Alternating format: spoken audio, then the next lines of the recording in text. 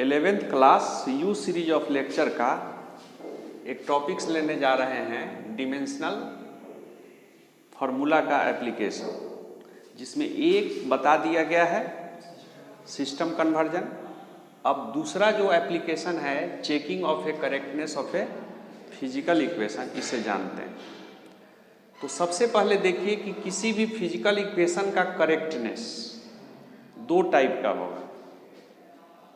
ये actual correctness हो सकता है और यह डिमेंशनल करेक्टनेस हो सकता है इसका। तो कोई भी फिजिकल इक्वेशन यदि एक्चुअली करेक्ट है तो अनिवार्य रूप से वह डिमेंशनली करेक्ट होगा, पहली बात।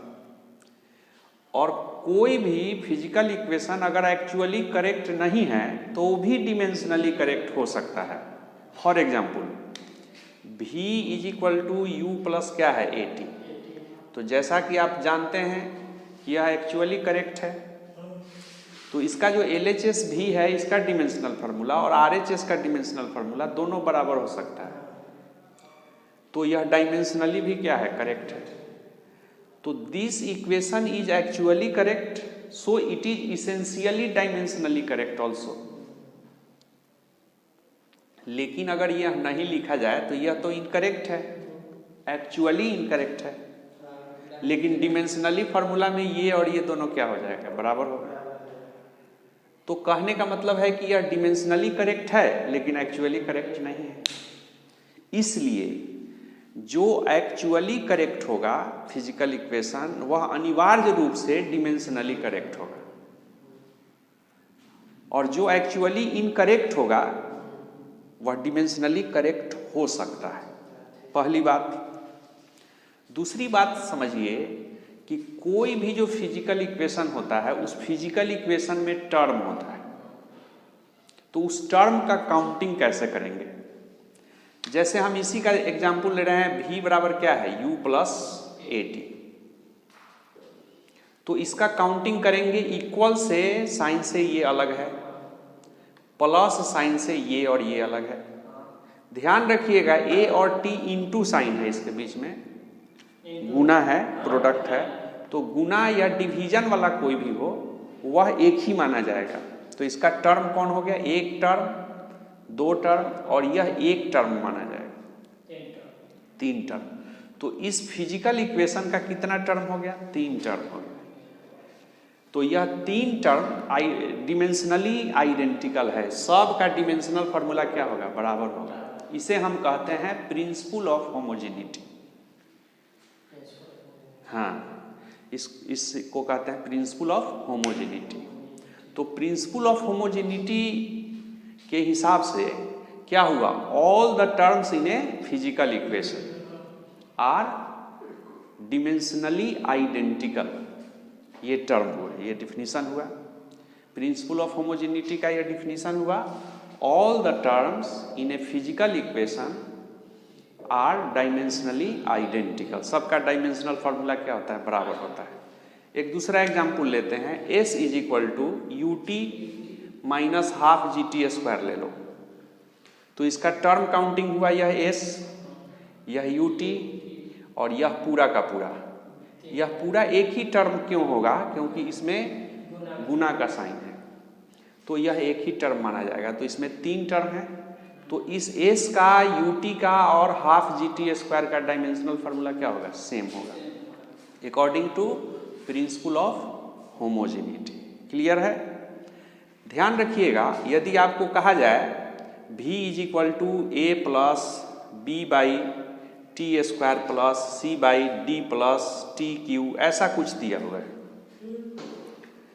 तो जरा देखिए यहाँ पे ये एक टर्म है, इस टर्म से ये इक्वल साइन से सेपरेट है, यह प्लस साइन इससे सेपरेट है, लेकिन डिवीजन होने से इसको एक ही माना जाएगा, यह भी एक ही माना जाएगा क्योंकि ये प्लस साइन से इससे सेपरेट है। लेकिन इस टर्म में आप देखिए c by d plus T square, तो डिवीजन तो है ही लेकिन इसमें प्लस है, तो यह टर्म इस टर्म के लिए डायमेंशनली आइडेंटिकल है। तो यदि कोई भी टर्म अगर प्लस से या माइनस से या इक्वल से अगर सेपरेट हो तो वह डायमेंशनली करेक्ट होता है। क्लियर है? तो यहाँ भी यह और यह दोनों क्या है, प्लस से सेपरेट है, इसलिए यह डायमेंशनली क्या होगा, करेक्ट होगा। ये बात ध्यान रखना है। तो किसी फिजिकल इक्वेशन का भी टर्म्स हो सकता है और किसी फिजिकल इक्वेशन में भी दो टर्म प्लस माइनस से एडेड हो सकते हैं, प्लस या माइनस से वो सेपरेट हो सकते हैं। तो यहाँ क्या होगा, v का डायमेंशनल फार्मूला बराबर होगा a के डायमेंशनल फार्मूला का, b बाई टी स्क्वायर का डायमेंशनल फार्मूला भी बराबर होगा c by d plus t Q के डायमेंशनल फार्मूला के क्या होगा, बराबर होगा। ये सब डायमेंशनल फार्मूला क्या होगा, बराबर होगा, क्योंकि यह किसी फिजिकल इक्वेशन का क्या है, टर्म है। लेकिन इस फिजिकल इक्वेशन के एक टर्म के भीतर दो टर्म है, देख लीजिए गौर से यहाँ। तो यहाँ d का डायमेंशनल फार्मूला टी क्यू के डायमेंशनल फार्मूला के क्या होगा, बराबर होगा। तो एक हुआ term of A physical equation और एक हुआ term of a term, terms of a term. एक टर्म का बहुत सारा टर्म हो सकता है। जैसे ये देखो, ये टर्म्स है, इस टर्म का है, ये सेपरेट है, तो यह इसका ये लोकली क्या हो गया, ये डायमेंशनली एक हो गया। लेकिन ये पूरा टर्म, ये टर्म और ये टर्म और ये टर्म, ये सब क्या है, आपस में डिमेंशनली, क्योंकि यह टर्म इस फिजिकल इक्वेशन का टर्म हो गया और यह टर्म इस टर्म का टर्म हो गया। तो फाइनली प्रिंसिपल ऑफ होमोजेनिटी को कह सकते हैं any term which is separated by equality sign, plus sign and minus sign are dimensionally identical. वो सब क्या होता है, डायमेंशनली आइडेंटिकल होता है। तो ये प्रिंसिपल ऑफ होमोजेनिटी के आधार पे हम किसी भी फिजिकल इक्वेशन का हम करेक्टनेस चेक कर सकते हैं, डायमेंशनल करेक्टनेस चेक कर सकते हैं, ठीक है। और तब ये कह सकते हैं कि भाई वह एक्चुअली करेक्ट हो सकता है, संभावना व्यक्त कर सकते हैं, नहीं भी हो सकता है, लेकिन एक संभावना रहेगा कि। तो जब रिसर्च किया जाता है तो रिसर्च में तो सबसे पहले देखा गया कि जैसे मान लो कि किसी वैज्ञानिक ने रिसर्च किया कि a बराबर क्या होता है, BC।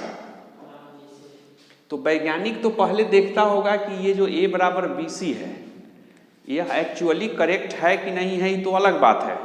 पहले देखे कि ये डायमेंशनली करेक्ट है कि नहीं। तो डायमेंशनली करेक्ट है तो उसको ये आशा जगता है कि ये एक्चुअली करेक्ट होगा अगर उसका एक्सपेरिमेंट भी क्या हो जाए, सफल हो जाए। आइंस्टीन ने E बराबर mc स्क्वायर का खोज किया।